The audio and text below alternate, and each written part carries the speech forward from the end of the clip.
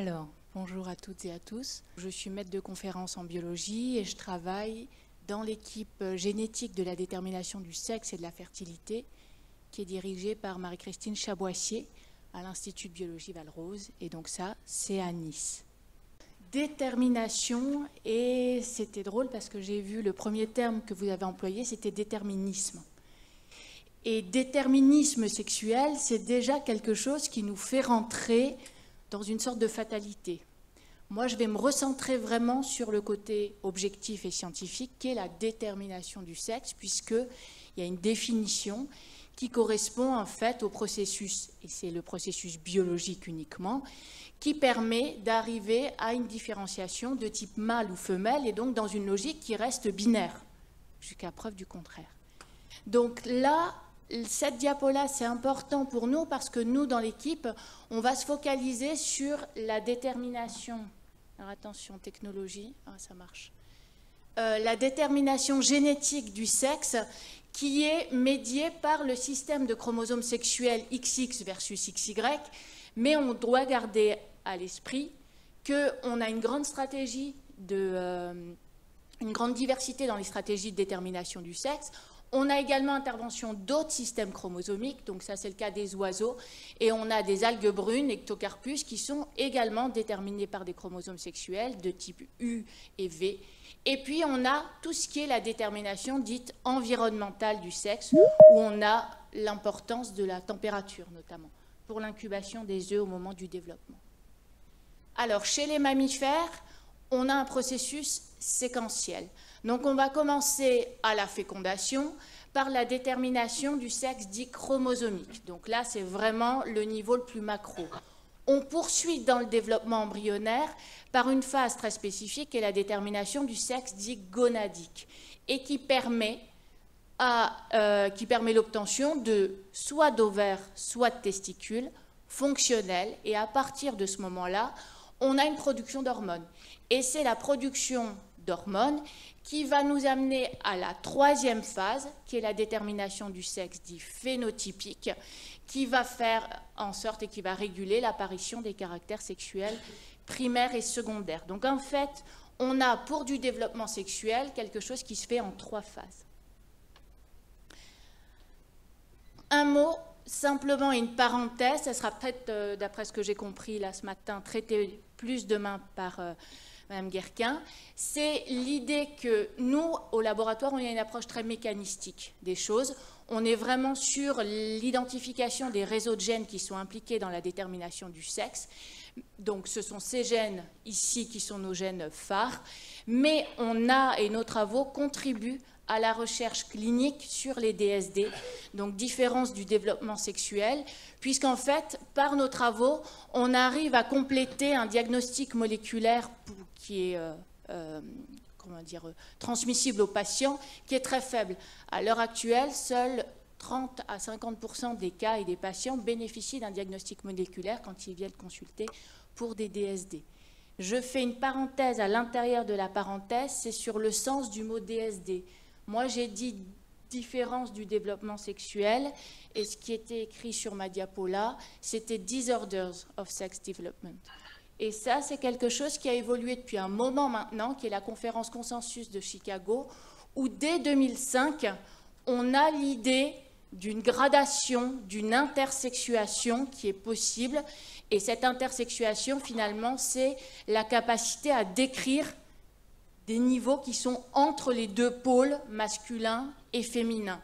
Donc, dans cette conférence de Chicago, on a convenu qu'on allait passer en anglais, le D passe de Disorders à Differences, et nous, on va parler de différence du développement sexuel plutôt que de troubles du développement sexuel pour lutter contre la pathologisation, et puis arriver à décrire des caractères sexuels primaires et secondaires qui ne correspondent pas sans aller jusqu'aux stéréotypes, mais aux définitions binaires de corps masculin versus féminin. Je referme la parenthèse et je reviens donc au sujet de recherche. Donc nous, dans l'équipe, on est vraiment sur la détermination du sexe gonadique. Et comment est-ce qu'on passe d'une gonade indifférenciée qui est la même chez les XX et les XY à la formation d'un ovaire ou d'un testicule fonctionnel. Et ça a été relativement bien étudié, cette phase-là, du moins pour l'homme, pour la détermination testiculaire. On est sur l'identification du chromosome Y, ça date, et on a quand même une datation qui est de 30 ans, voire plus, pour l'identification du gène SRY. Ce gène SRY, il a été identifié par la description soit de translocation d'une région du chromosome Y sur un chromosome X qui permet l'obtention de patients XX mâles, soit au contraire de l'invalidation de cette région, sur cette région génique ici, de l'invalidation sur le chromosome Y, qui permet le développement de patients XY femelles. Donc ça, c'est des événements de translocation et le modèle expérimental qui sous-tend et qui valide ces observations cliniques chez l'humain a fait l'objet d'une publication. Donc c'est une publication qui a été dans Nature et qui en a fait la couverture. À la re-regarder, cette couverture me semble somme toute assez énigmatique pour le commun des mortels. Alors voici l'envers du décor. L'envers du décor ici, vous avez l'équipe de scientifiques qui est en train de prendre la photo qui a fait la couve. Et en train de prendre la photo, tout l'enjeu était d'arriver à faire tenir la souris sur cette petite barre. Parce qu'en fait, ce qu'on veut photographier là, c'est quoi? C'est la distance urogénitale. Puisque la distance urogénitale chez cette souris, qui est la souris mutante, finalement, ce qu'on veut montrer, c'est que c'est une souris XX, mais qu'elle a une distance urogénitale qui est similaire à celle du mâle. Donc, on a fait une inversion de sexe. L'intérieur du décor, maintenant, ça, c'est les photographies, elles passent mal avec la lumière parce qu'on a un effet de transparence, mais où on voit effectivement les deux gonades de l'embryon de souris mutante, où on observe, ici on a une gonade femelle, ici une gonade mâle, la gonade mâle est plutôt concave, la gonade femelle plutôt convexe, et on observe bien le caractère convexe des deux gonades de la souris mutante, avec par transparence, vous le verrez sur vos écrans, la formation de cordons testiculaires.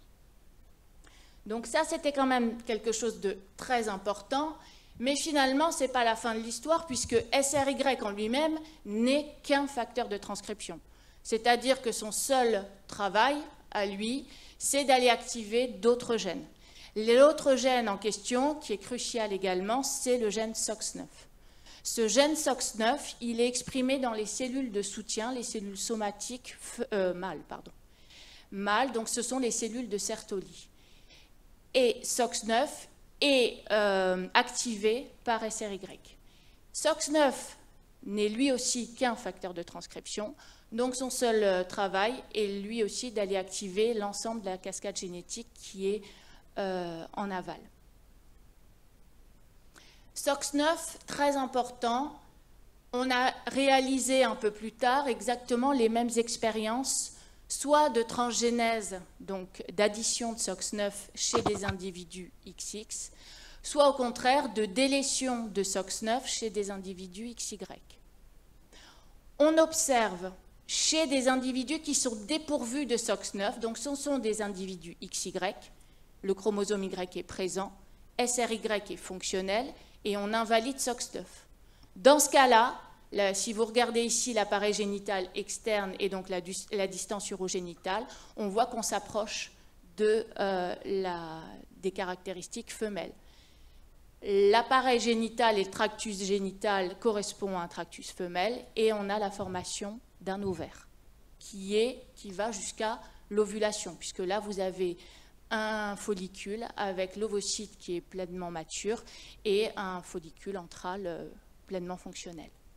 À l'inverse, si vous prenez un individu XX et que par transgénèse additive, vous ajoutez SOX9, SOX9, donc là, pas de SRY, pas de chromosome Y, et pourtant l'addition de SOX9 est nécessaire et surtout suffisante pour induire le développement testiculaire chez ces individus XX. Donc, tout ça nous permet d'avoir une image relativement claire de ce qui se passe chez le mâle, et c'est quelque chose qu'on retrouve dans les manuels scolaires pour les lycéens. C'est-à-dire que là, vous retrouvez la souris. Au moins, on lui a mis le témoin, ce qui n'était pas le cas sur la couverture de Nature. Mais on a un environnement où, dans les manuels, là c'est 2019 et c'est Hachette, on a une image assez claire de ce qui se passe là et c'est assez facile de l'enseigner aux élèves. On a en 1, j'ai le chromosome Y, en 2, ça donne SRY, en 3, éventuellement SOX9, mais en tous les cas, à la fin, j'ai un testicule. Comment est-ce qu'on enseigne et comment est-ce qu'est perçue la détermination femelle? Et il y a un gros point d'interrogation ici. Alors, les éléments de réponse venus de la recherche sont arrivés par une publication Princeps qui a été faite par Parma et collaborateurs en 2006. Et dans cette publication, eh bien, on a la description de 4 frères d'une même famille qui sont atteints de différentes pathologies, mais surtout d'une inversion de sexe. Donc ce sont des DSD 46XX sans translocation de SRY. C'est-à-dire que ce sont des personnes qui présentent un phénotype masculin et qui sont pourtant avec un karyotype XX et sans SRY. On a ici, donc, l'incrimination ne vient pas de la voie mâle. Ce qui se passe ici, c'est une mutation dans le gène respondine 1 chez ces 4 patients XX mâles. Respondine 1, alors respondine 1, c'est une protéine qui est sécrétée, qui est produite par les cellules somatiques de la gonade, qui est une protéine sécrétée qui est activatrice de la voie Wnt-bêta-caténine. Cette protéine, elle a la particularité d'être exprimée chez le mâle et chez la femelle au début du développement embryonnaire. Et ensuite, elle s'éteint complètement dans le développement testiculaire et elle augmente progressivement pendant le développement embryonnaire dans le compartiment ovarien. Et notre équipe, eh bien, nous avons dans l'équipe réalisé le modèle expérimental, le modèle murin, qui soutient les observations cliniques faites par Parma et collaborateurs. Et effectivement, on a donc généré un modèle murin qui est invalidé pour le gène respondine 1. Et sur ce modèle murin, dans un individu XX dépourvu de respondine 1, on a la formation d'un ovotesticule. Donc on a effectivement ici une gonade qui est hybride, où on a ici des tubes séminifères, des cordons testiculaires, et ici un corps jaune. Donc ça, c'est chez l'adulte. Donc on a une partie ovarienne et une partie testiculaire, avec l'expression de marqueurs mâles, SOX9, qui sont totalement exprimés chez cette souris mutante. Ces observations, elles nous permettent de conclure 2 choses. Qu'il n'y a pas de formation d'un ovaire fonctionnel sans respondine 1. Donc on a effectivement une détermination génétique de la voie femelle. Et la deuxième chose, c'est qu'on peut avoir une différenciation testiculaire en l'absence de SRY. Cette différenciation testiculaire, elle s'explique comment? Il n'y a pas SRY, mais il y a qui? Il y a SOX9. Et donc SOX9, à partir du moment où on n'a plus de respondine 1, on a l'idée que SOX9 prend le dessus. Donc on va avoir un dessin de vraiment 2 voies antagonistes qui s'inhibent l'une et l'autre. Ce qui nous permet à la fin de positionner du coup respondine 1, activateur de la voie Wnt-bêta-caténine, et FOXL2. FOXL2, c'est vraiment le marqueur des cellules de la granulosa, donc le marqueur femelle des cellules de la granulosa formées, au même titre que SOX9 est le marqueur pour nous des cellules de Sertoli formées dans la gonade. Et ça, on était très contents puisque ces publications sont intervenues en 2008. Et en 2011, chez Belin, eh bien, on a une petite révolution qui est qu'on a repris dans ce manuel, eh bien, on retrouve ce qui nous plaisait bien, c'est-à-dire la détermination du sexe chromosomique au départ. Il est vrai qu'on a une différence chromosomique entre mâle et femelle, mais derrière, on arrive sur l'ouverture des autres gènes, l'idée de ces 2 voies qui s'antagonisent l'une et l'autre, et l'expression de respondine 1 versus SOX9. Bon, en 2022, j'ai dû faire, ou 2022, j'ai fait un autre topo. Je les ai recherchés, ben, je ne les ai plus trouvés. Donc, ce que j'ai trouvé ici, c'est chez Belin, le même éditeur. Je trouve quelque chose qui est simplifié, où maintenant, Respondine 1 a été noyé dans un résumé qui est gène de féminisation. Donc, j'ai plus de Respondine 1 chez Belin, et alors j'ai plus rien du tout chez Bordas. C'est-à-dire que chez Bordas, en 2019, ça, c'est, j'ai fécondation, chromosome Y, SRY, et après, j'ai du masculin, ici, j'ai XX, et j'ai du féminin. Et là, dans la détermination dite génétique du sexe, je viens sur une gonade indifférenciée. Si j'ai SRY, j'ai un testicule. Si j'ai pas de SRY, j'ai de l'ovaire. Donc là, dans l'enseignement, comme quoi la femelle et la formation d'une détermination femelle est par défaut, dans l'imaginaire collectif, c'est ça. Je reviens à la science. La science nous dit quelque chose d'intéressant. Donc ça, c'est une image, ça peut paraître, c'est des marqueurs tous.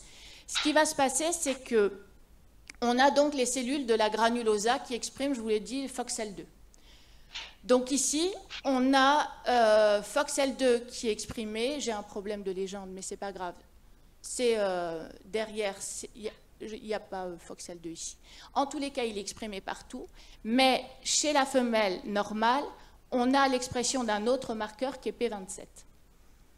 P27, c'est le garant des cellules de la granulosa dite fœtale. Donc, c'est le premier stade de la différenciation des cellules de la granulosa.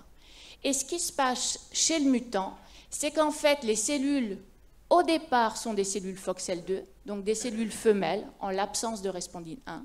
Par contre, ce qu'on observe, c'est l'apparition précoce et anormale de AMH. Et AMH, au niveau fœtal, au niveau embryonnaire, c'est un marqueur qui est mâle. Ce n'est pas un marqueur femelle. Donc en fait, ce qui se passe, c'est qu'on a quelque chose qui se fait en deux étapes. C'est qu'en un, on a une différenciation femelle. Elle est trop rapide par rapport à la normale, ce qui oblige derrière une instabilité ici de mes cellules de la granulosa qui vont finir par exprimer FOXL2 et SOX9 pour ne plus exprimer que SOX9. Donc on a une différenciation accélérée suivie d'un processus de transdifférenciation. Mais au départ, on reste sur de la femelle. Ce qui fait que notre candidat Respondine 1 comme étant le déterminant et l'initiateur de la différenciation ovarienne ne tient plus. C'est un gène qui est extrêmement important pour le maintien de la différenciation ovarienne, mais pas pour l'initiation de sa différenciation. Donc il nous reste à trouver le gène qui est à l'initiation de la différenciation ovarienne. Et notre attention s'est portée sur WT1. Donc WT1, il a été proposé et il a été montré comme important dans la détermination du sexe dès 2001. Donc ça, c'est une publication dans Cell où on a effectivement l'idée qu'il existe une mutation de WT1 chez les patients atteints du syndrome de Frazier. Le syndrome de Frazier, c'est quelque chose qui génère une néphropathie glomérulaire, donc une atteinte au niveau des reins, mais également une inversion de sexe femelle chez les patients XY. Donc c'est ce qui est décrit dans ce papier. WT1 est un peu compliqué, je suis obligée de passer par là, mais il existe sous différentes isoformes. Et on a, nous, deux isoformes majoritaires qu'on va appeler moins KTS et plus KTS. K, T et S, c'est simplement les trois acides aminés qui diffèrent entre ces deux isoformes et qui leur confèrent des rôles très différents. Donc, on a deux isoformes, moins KTS et plus KTS. Et ici, dans la validation du modèle expérimental et dans le design du modèle expérimental, on observe que chez les individus normaux, donc là c'est chez la souris, mais c'est la même chose chez l'homme, on a un ratio, donc on a coexistence de plus KTS et moins KTS, avec un ratio qui est favorable à plus KTS. Chez les Frazier, en fait, on a un déplacement de cet équilibre où on a une surreprésentation de l'isoforme moins KTS. Notre hypothèse, au départ, elle découle de ce graphique-là qui fait partie de la publication de 2001, sur laquelle on constate que si j'enlève l'isoforme plus KTS, j'abolis complètement l'expression de SRY, ce qui amène à la conclusion que plus KTS est nécessaire à l'activation de SRY. Ça, c'est en 2001. En 2010, dans le même laboratoire qui a publié cette étude en 2001, on a Roberto Bandiera qui continue l'investigation de plus et moins KTS et qui trouve ça. Donc là, on a effectivement la situation normale. J'ai une expression de SRY, j'ai du plus et j'ai du moins KTS. J'enlève le plus KTS, je descends l'expression de SRY. Par contre, on a un problème avec cette troisième colonne. Dans cette troisième colonne, en fait, j'ai supprimé un allèle. Donc, ici, j'ai 2 fois un KO de plus KTS. Ici, je n'ai qu'un seul allèle qui est KO pour plus KTS. Et mon problème se situe dans le fait que là, je n'ai toujours pas de plus KTS, et pourtant, j'ai une expression de SRY. Donc, je suis en absence de plus KTS, et j'observe du SRY.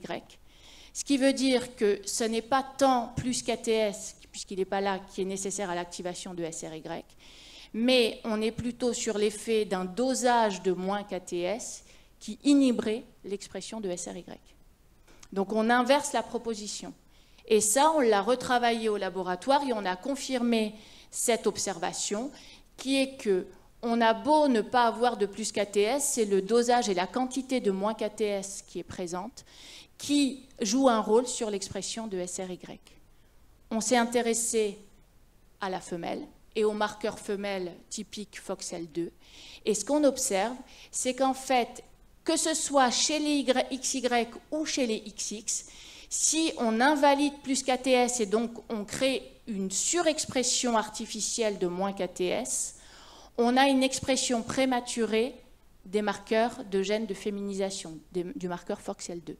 Ce qui veut dire qu'en fait, on change le paradigme et qu'on est plutôt sur l'idée que moins KTS ne réprime pas SRY, mais qu'il active précocement la différenciation femelle. Deuxième élément très important, c'est toujours le même principe. Dans le cas précédent, on a surexprimé moins KTS, et là, on regarde ce qui se passe quand on l'enlève complètement. Quand on l'enlève complètement, ça c'est le XY, ça c'est le XX, on observe ici que la gonade mutante, donc dépourvue de moins KTS, que ce soit chez XY ou chez XX, est totalement dépourvue et est incapable de se différencier. C'est-à-dire qu'ici, on a très peu de marqueurs FOXL2 et on a très peu de marqueurs SOX9. Donc, si j'enlève moins KTS, je ne fais ni l'un ni l'autre. Je ne différencie pas les cellules de soutien. Et ça, dans les 2 sexes. Et enfin, troisième expérience, et c'est elle qui nous a permis de publier, c'est que là, on a fait une expérience de transgénèse additive. Donc, ici, je prends des individus XY dans un contexte tout à fait sauvage. Donc, il y a du chromosome Y, il y a du SRY, il y a du SOX9. Je laisse tout en l'état.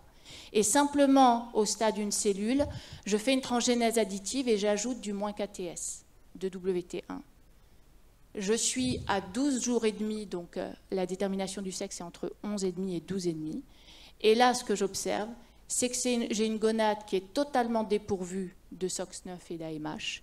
Et par contre, j'ai une gonade qui est complètement partie sur la voie femelle avec une expression très intense de FOXL2. Donc ça veut dire que dès 12,5, malgré l'expression de SRY et de SOX9, eh bien, j'oriente la différenciation vers la voie femelle et la voie mâle est inhibée. Donc ici, c'est vrai que pour le maintien, là, j'ai une très belle illustration de cette voie antagoniste à nouveau, qui est que si j'ai initié et si j'en suis déjà à avoir du FOXL2, eh bien SOX9 ne peut absolument plus être exprimé, c'est-à-dire que je suis déjà là et toute cette voie-là est abolie. Ce qui nous a amené à publier dans Science, c'est ce pourquoi, à mon avis, je suis là, puisque ça a eu une couverture médiatique intéressante, on va dire, et qui nous a permis de proposer un modèle où on a effectivement du moins KTS qui est exprimé chez le XY et chez le XX, et dans le cas d'une surexpression de ce moins KTS, eh bien, on vient gouverner le développement ovarien chez la femelle évidemment, mais surtout le développement ovarien chez l'individu XY. Alors, couverture médiatique, on a fait plusieurs articles et plusieurs interventions de vulgarisation, et ça m'a amené à discuter avec une de vos collègues, une prof de SVT au Parc Impérial à Nice, et qui a souhaité discuter avec moi et éventuellement changer son TD ou son approche de l'enseignement dans ses classes de seconde. Donc en quelques semaines, en fait, elle a changé son TD et voici ce qu'elle leur a proposé. Donc j'ai son autorisation, je vous le partage ici.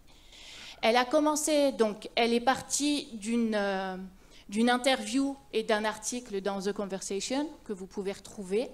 Et derrière, donc, elle a donné ces éléments de contexte et elle est repartie de l'observation que je vous ai montrée, qui est que, en l'absence de WT1 dans le développement de la gonade, eh bien, celle-ci est bloquée et reste indifférenciée aussi bien chez les XX que chez les XY. Alors, il y a une torsion, c'est qu'elle parle de WT1. Elle n'a pas été capable et elle n'a pas voulu rentrer dans le moins KTS plus KTS. Elle est revenue au niveau du gène et pas des isoformes. En tous les cas, là, il y avait une première interprétation à donner sur le caractère bloquant. La deuxième information et la deuxième chose que, selon moi, on ne réalise pas assez, c'est que oui, évidemment, on a la détermination du sexe chromosomique qui est liée à l'arrivée ou pas du chromosome Y. Mais qu'ensuite, quand on parle de la détermination du sexe gonadique, c'est tout un réseau de gènes qui intervient et que ces gènes-là ne sont pas forcément associés au chromosome sexuel. Et pour moi, c'est là où il y a un vrai problème dans lequel on s'enferme quand on s'attache à montrer le caractère linéaire de chromosome Y, SRY, et oui, il est sur le chromosome sexuel, et donc il y a tout le reste qui découle, parce qu'on a tout ce paysage-là. Troisième élément qu'elle leur a montré, ce sont ces images de microscopie à fluorescence, donc c'est du phrasier. Le phrasier, on l'a dit, c'est une souris qui produit un niveau élevé pour vous de moins KTS pour les élèves de seconde de WT1.